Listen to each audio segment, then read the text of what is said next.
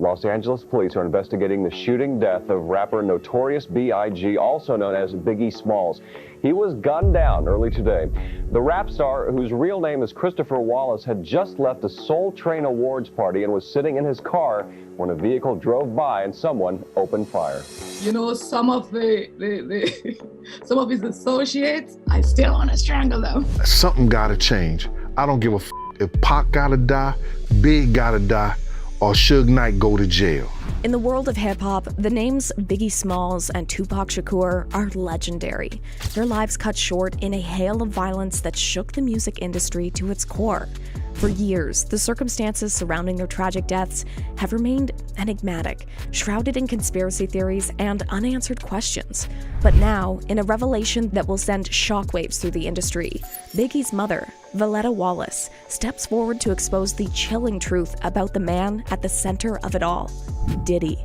In this expose, we will delve deep into these startling claims that could rewrite the history of hip-hop, uncovering the hidden secrets and controversial events that have long haunted these two iconic artists. Get ready to unlock the untold story as the dark shadows of the past are brought to light. Biggie's mom, Valletta Wallace, didn't have the best things to say about Diddy. She spilled the beans during an interview with The Breakfast Club, admitting that she often felt like strangling some of Biggie's pals. Can you believe it? Some of these friends still give her that urge to strangle them. Apart from Biggie's mother, his wife, Faith Evans, has also made her own claims. She said, "Well, we know he was, but we believe that the LAPD knows who's responsible." While these statements may not necessarily stand up in a court of law, Diddy's ex-bodyguard, Gene Deal, has shared similar insights regarding the situation.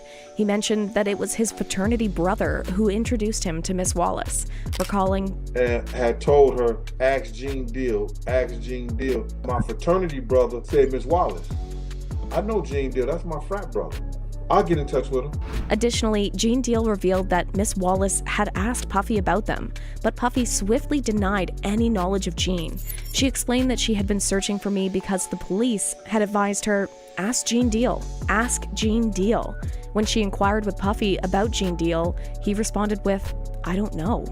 And as if that wasn't enough, Gene also chimed in on how Biggie really felt about Diddy in a recent interview. According to Gene, their friendship wasn't as tight as Diddy makes it out to be. Biggie knew Diddy was taking more than his fair share. They weren't that close, really. In fact, Biggie used to poke fun at Diddy. But here's the twist. They needed each other in a business world. Biggie needed Diddy and vice versa. But it was a business deal at the end of the day. Diddy was taking from Biggie, and Biggie was taking from Diddy. Big used to always clown him. You understand?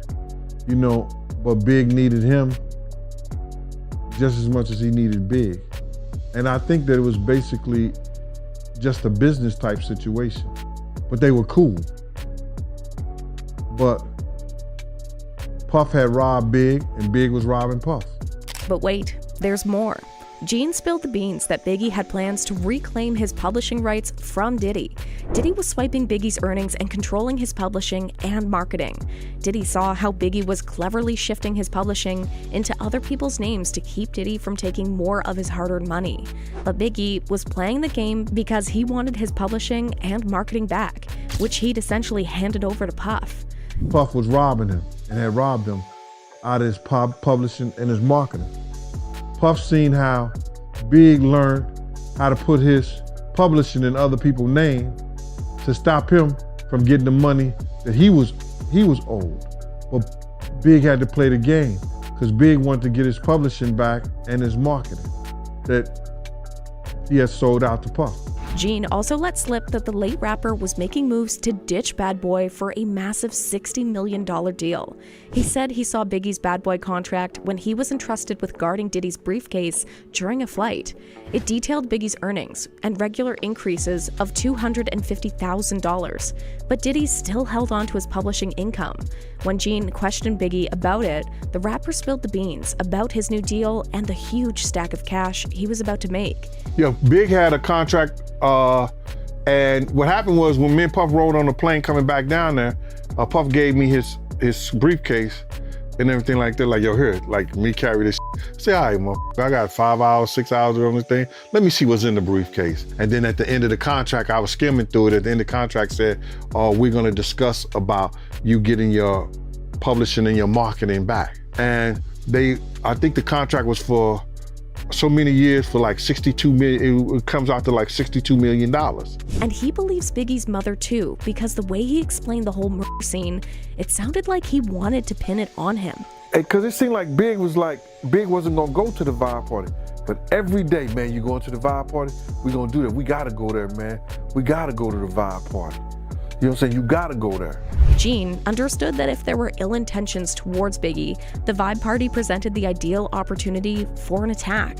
Additionally, he revealed that Diddy had made prior arrangements to avoid being in the same vehicle as Biggie, which he believed was a measure to ensure his own safety. Gene couldn't help but scratch his head over this one. I mean, seriously, why put the car in park when you're just waiting at a red light? That's not your typical move, especially for a crew with some gang ties, and given that Tupac had met a tragic end just a few months earlier. Gene was all like, what's up with that? It's just one of those eyebrow-raising, head-scratching details that keeps this whole thing feeling extra mysterious. That's crazy to me. Because, brother, if you waiting at the light, you don't put the car in park. Especially after your friends them have blew the light. Fans seem to align with Gene and his version of events on that fateful night. Some are convinced that Diddy played a role, noting his hasty departure from California right after the incident and his decision to separate from the rest of the crew. They questioned why he rode separately when he used to accompany Biggie, and why it was crucial for Gene to ride with him. The urgency was emphasized with Diddy's warning, either get in or you'll never work for Bad Boy again. Furthermore, fans wonder why the car was already parked on the side of the road, seemingly waiting for Biggie to arrive, and why Diddy was in such a rush to be in California 6 months after Tupac's death, with minimal security. Fans have been speaking up about this situation, and they've got some strong opinions. One fan pointed out that Puff wouldn't be where he is without Biggie, and if he couldn't have Big, nobody could. Another fan mentioned how Biggie's daughter wasn't invited to the Bad Boy reunion tour, suggesting it reflects poorly on Diddy. A third fan found it odd that Biggie always talked about Puff in a business context, unlike the more personal way when he talked about people like Jay-Z. And yet another fan noticed that Diddy was noticeably absent from Biggie-related events and tributes. In a separate interview, Gene spilled the beans that Diddy lied to Biggie's mom about not knowing him because he was afraid Gene would reveal the truth about what happened on the night Biggie was killed. Fans are calling out Diddy for pretending to care about Biggie. One fan expressed their suspicion that Diddy might have set Biggie up, the same man who helped him reach his current status, and they concluded, trust nobody. Another fan noted the silence from Diddy regarding Gene's claims and stated that Gene is speaking the truth. A third fan recalled how Miss Wallace, Biggie's mom, didn't want Diddy to exploit her son's legacy anymore. Back then, Diddy talked about how much he missed Biggie and was deeply involved in all things Biggie. However, it now seems like that was all just propaganda. That might also explain why Diddy didn't attend Biggie's 50th celebration in New York. Valletta Wallace, Biggie's mother, didn't hold back in her book titled Biggie. She shared her belief that Diddy used her son for personal gain. In her words, "I'm relieved that my son doesn't have to see how the very people he thought were loyal would use his mother. I'm glad he's not here to witness how they've exploited his image and name. I used to tell Christopher to not trust Sean Diddy." What's even more revealing, Valletta detailed the amount of money her son received when he signed with Diddy's label, saying, "The truth is, Christopher was enticed with the illusion of a friend and mentor for about $25,000. That's the sum Puffy used to lure my son. It was a significant amount for a 19-year-old Christopher. He had never seen that much money all at once in his life. It was enough to make my son believe that Puffy would do anything for him, enough to buy unquestioning love and loyalty." Valletta also expressed her frustration with how the investigation into her son's has been handled. In an interview with the Daily Mail, she shared the pain of knowing that her son's killer is still at large. She believes that the LAPD knows who is responsible for her son's death, but suspects a conspiracy is preventing the case from being solved. She stated, "I have a very good idea who murdered Christopher, and I genuinely believe that the LAPD knows exactly who did too. They've conducted their investigation, but they refuse to move forward. I don't know why they haven't arrested those involved. It appears to be a massive conspiracy, with someone being protected down the line. I won't find closure until the murderer is behind bars and facing justice. The speculation surrounding Diddy's involvement in Biggie's murder is quite intense. Some even believe that it wasn't Biggie who was the intended target, but Diddy himself. Gene Deal added fuel to this theory by claiming that he has evidence suggesting that Diddy was the real target on the night of Biggie's killing. According to Deal, there was a hit planned on Diddy, set to occur after a party at the Peterson Automotive Museum in Los Angeles, where Biggie was scheduled to perform. Diddy's security team reportedly got wind of this plot and moved Diddy to a hotel, leaving Biggie behind at the museum. The hitman apparently mistook Biggie for Diddy and opened fire on his SUV as it left the venue. This theory isn't entirely new, as Jaguar Wright, the neo-soul singer and former member of The Roots, has also made similar claims about Diddy's involvement in Biggie's death. In a recent interview, Wright alleged that Diddy played a role in Biggie's murder, information that she had gathered from individuals close to the situation. She explained that Diddy had a motive for wanting Biggie gone, as he saw the rapper as a threat to his own success in the music industry. Jaguar also discussed how Diddy had benefited from Biggie's death. Moreover, Diddy has been capitalizing on Biggie's name for longer than Biggie was alive. It's been over 25 years since his passing, and a Biggie Smalls verse remains highly valuable. So what happened to the commission and that album? It was recorded, being mixed and mastered when Biggie tragically passed away.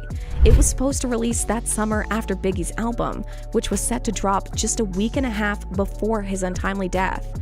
The commission was supposed to be Biggie's transition from Bad Boy to launching his own company, but it ran into problems. Biggie's legacy as one of hip-hop's most iconic figures remains, and his death on March 9, 1997, continues to be a controversial and mysterious case in modern history.